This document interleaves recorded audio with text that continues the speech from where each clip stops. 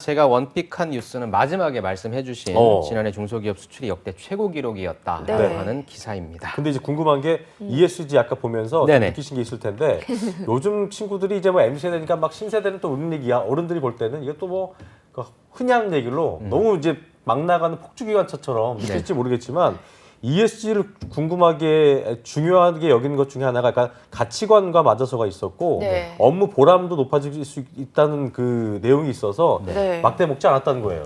예. 그래서 굉장히 좀 인상적이었어요. 예, 어떻게 네. 보셨어요? 예. 그럼 이거를 제가 좀 약간 뭐 형식적인 면에 있어서 말씀을 드릴까요? 실질적인 구직에 네. 있어서 말씀을 드릴까요? 종합해서 예. 물어보세요 또 이렇게. 일단은 사실 구직자분들이 지원을 할 때 여기는 ESG를 잘 지키고 있는가 없는가를 따지시는 분들은 없을 것 같습니다. 네. 일단은 회사를 좀 들어가야 되니까 맞아요. 네. 대신에 이제 저는 그런 기준으로 좀 말씀드리고 싶어요. 첫 번째는 내가 기업들이 여기저기가 좀 됐어요. 그러면은 최종적으로 어딜 갈 것인가라고 하는 그런 선택 기준에 있어서 ESG를 어떻게 하고 있는가. 사실 ESG는 재무적 지표라기보다는 비재무적 지표고 당장에 돈이 된다라기보다는 어떻게 하면 돈이 들어가는 그런 분야라 기업들이 조금은 꺼려할 수 있습니다. 그럴 수 있죠. 네. 예, 하지만 ESG를 이제 안 하면 투자를 받을 수가 없고 살아남을 수가 없기 때문에 네. 전 그런 것들이 조금씩 예, 기업에 투영된다라고 보고 ESG에 대한 하나 일환으로 이제 구직자들에 대한 어떤 애티튜드 그러니까 이제 어떻게 생각하는지 그런 제도라든지 이런 부분들이 진짜 여러분들이 좀 느낄 수 있는 부분으로 조금씩 변환될 것 같아요. 그래서 네. 저는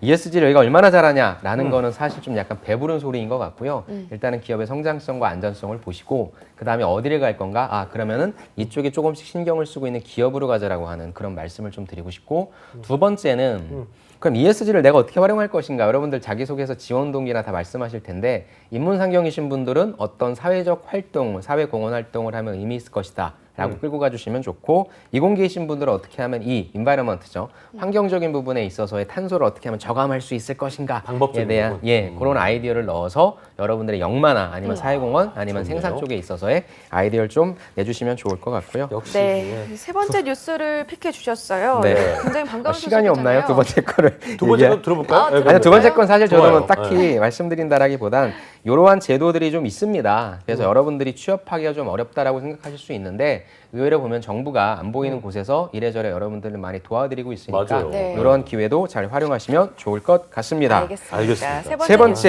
뉴스. 예, 저는 저번 시간에도 또 제가 말씀드렸지만 취업의 본질은 자기소개서나 면접 때 쓰는 기술이 아닙니다. 예, 좀 기술적으로 부족하면 어때요, 여러분들? 여러분들이 실제 들어가신 회사가 성장할 것인가 안 할 것인가를 따지는 게 더 중요하겠죠. 저 얘기 뭐를 맞습니다. 알아야 되냐. 어찌됐건 그럼 어떤 산업이 좀 잘 나가고 있냐를 봐야 되겠죠. 그래야 맞아요. 채용 공고가 늘어날 것이고 내가 들어간 그 회사가 발전할 수 있는 가능성이 높으니까. 제가 조사해 보니까 작년도에 전체적으로 대한민국 10대 품목이 1위가 전체 수출에서 1위가 반도체예요. 네. 2위가 자동차입니다. 네. 3위가 석유 제품이고 4위가 합성수지입니다. 이건 저는 크게 변할 것 같지 않아요. 즉 아직까지 대한민국이 먹고 사는 것은 제조업 단에 있어서의 산업들이 위를 떠받치고 있다는 거고요. 그렇군요. 이런 기업들이 아마 채용을 많이 할 겁니다. 그러면 대기업 단에 있어서의 반도체와 자동차와 뭐 기름집과 이런 부분들을 내가 꼭 들어가야 되냐? 들어가면 좋겠지만 문이 좁잖아요. 그러면 이것들을 떠받치고 있는 중소기업단을 봤을 때에 1위가 플라스틱이었죠. 2위가 화장품이었죠. 3위가 자동차 품이었는데 공통적인 요소가 뭐냐? 반도체와 자동차와 합성수지예요. 그렇다고 하면 여러분들이 난 중소기업 가고 싶지는 않지만 어느 중소기업을 갈까? 네. 앞으로 망하지 않고 산업적으로 성장할 중소기업을 속한다면 기업을 보지 마시고 반도체 산업, 자동차 산업, 그다음에 석유화학 쪽 산업 그게 합성수지가 됐건 석유 제품이 됐건 이런 쪽의 단을 먼저 생각해 주시는 게 좋아요. 그래서 제가 어제도 만났던 친구가 한 강소기업이라고 하죠. 거기에 반도체 회사를 지원했더라고요. 근데 그 회사를 아마 거의 모르실 거예요. 1차 밴더예요? 1차 밴드라고 할 수 있죠. 그렇군요. 그러니까 삼성전자에 납품하는 밴더사긴 한데 네. 여러분들이 너 어디 다녀라고 했을 때 나는 땡땡땡 다녀라 했을 때 뭐 하는 회사지? 또 설명해 줘야 돼요. 이 회사는 반도체 식각 공장을 하는 회사로서. 맞아요. 근데 그러기 싫잖아요, 여러분. 저도 이해는 돼요. 근데 지금 단에서 어차피 삼성전자 안 열렸고 내 스펙으로 바로 들어가기 힘들다 하다면 어디로 가야 되잖아요. 네. 거기에서 경력을 쌓고 그 회사가 좋으면 계속 다녀야 되는데 그럼 어떤 회사를 선택해야 되냐가 문제인데 회사 선택하는 기준이 그럼 내가 속한 이 회사의 산업 섹터가 성장할 거냐, 먹고 살 거냐. 그래서 저는 반도체에 속해 있으니까 자동차에 속해 있으니까 요 단을 좀 봤으면 좋겠어요. 그리고 여러분들이 수출하는 회사가 수출하는 국가가 어딘가 봤을 때 중국이 1위였죠. 중국어를 잘하면 유리하겠네요. 그다음에 미국이었죠. 베트남에 새롭게 3위로 올라왔거든요.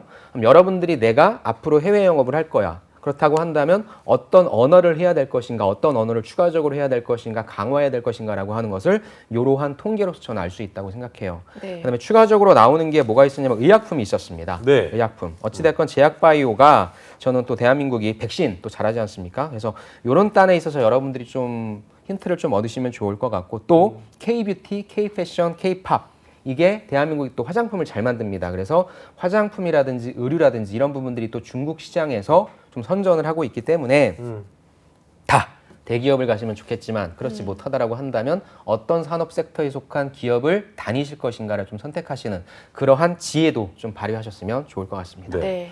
합성 수지라는 것은 우리가 볼 때는 네. 뭐 이게 막 되게 막 어떤 트렌드를 반영하고 이거 네. 뭔가 되게 미래지향적인 느낌이 아닌 것 같으면서도 그렇죠. 아까 말하신 것처럼 뭐 기름집 같이 네네. 없으면 안 되는 거니까 네네. 이런 데를 안정되게 좀 이렇게 파보는 것도 나쁘지 않은 선택인 거죠. 네. 그 미래를 봤을 때 맞습니다. 어떻게 근데 보면. 합성 수지라고 하는 게 굉장히 좀 브로드한 개념인 거고요. 그러긴 하죠. 예. 첨단 소재라고 아시잖아요, 여러분들. 전기차만 생각해 보세요. 차가 가벼워져야 돼요. 대신에 강도는 높아져야 됩니다. 그럼 플라스틱도 바뀌겠죠. 그래서 새롭게 뭐 효성이라고 하는 그룹, 코오롱이라고 하는 이런 소재를 만드는 기업단이 높은 가치를 부여받는 게 기존과 같은 플라스틱 고문을 만드는 게 아니라 새롭게 바뀌는 첨단 제품에 있어서의 속성으로 바뀌고 있기 때문에 아주 좋은 질문이세요. 나는 무슨 합성 수지나 플라스틱 제품이나 만들려고 들어간다면 그러니까. 미래가 없어 보이진 않냐? 아니요. 플라스틱과 합성 수지는 일상생활에 없어서는 안 돼요. 근데 그러니까요. 더 이상 환경을 파괴하면 안 되니까 친환경 쪽으로 가겠죠. 그리고 강도가 높고 가벼워야 되니까 그런 쪽에 계속 신기술이 들어가야 되니까 그런 부분도 우리나라 잘하잖아요. 맞아요. 그래서 오히려 그런 소재단에 있어서의 기업을 선택하는 것도 저는 괜찮은 선택이라 생각합니다. 맞아요. 네, 좋은 팁인 것 아무래도 이 같습니다. 수출과 관련되다 보니까 좀 전에도 이 반도체 관련해서 중국어를 네네. 하면 좋다 이렇게 말씀을 해주셨는데 네. 언어 능력을 있으면은 진짜 메리트가 좀 될 것 같아요. 네. 취준생들에게 어떤 조언이 될까요?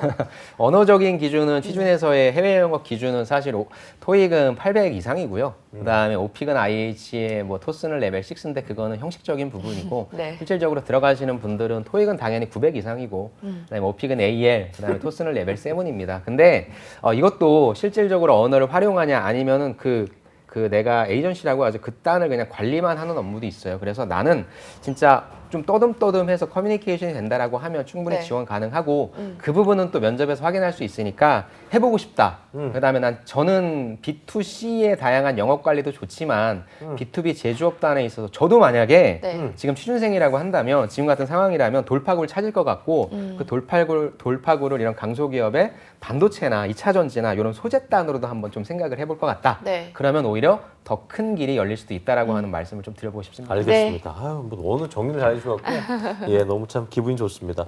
안쌤의 오늘의 한마디 저희 들으면서 저희가 마무리 짓도록 하겠습니다. 예. 세상은 넓고 할 일은 많습니다, 네. 여러분. 세상은 내가 아는 만큼만 보이니까 좀 많은 산업에 대한 관심을 갖고 여러분들의 지원폭을 넓혀주시기 바랍니다.